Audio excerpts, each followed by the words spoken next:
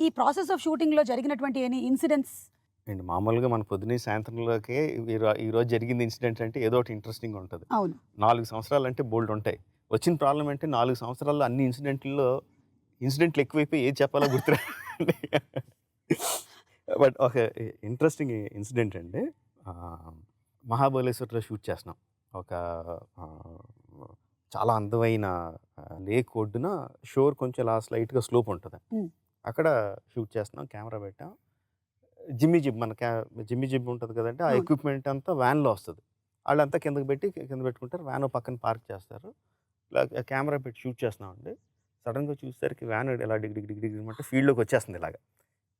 ఫీల్డ్‌లోకి వస్తుందేంటని చూస్తే ఇలా ఎళ్ళిపోయి చెరువులోకి దిగి చెరువులో ఎళ్ళిపోతుంది ఇలా.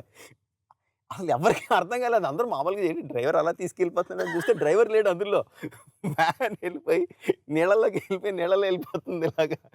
ఇంక అందరూ పరిగెట్టుకుని వెళ్ళి కొంచెం గజ ఈతగాళ్ళు ఎవరో చూసుకొని కొంచెం స్విమ్మర్స్ ఆర్ట్ డిపార్ట్మెంట్ మెయినోళ్ళు పెద్ద పెద్ద తాళ్ళు తీసుకొని ఈదుకుంటూ వెళ్ళి జిమ్మీ జిబ్ వ్యాన్‌కి మునిగిపోయిన వ్యాన్‌కి కొంచెం లోపలికెళ్ళి సగం సగం టాప్ మాత్రం కనిపిస్తుందనమాట.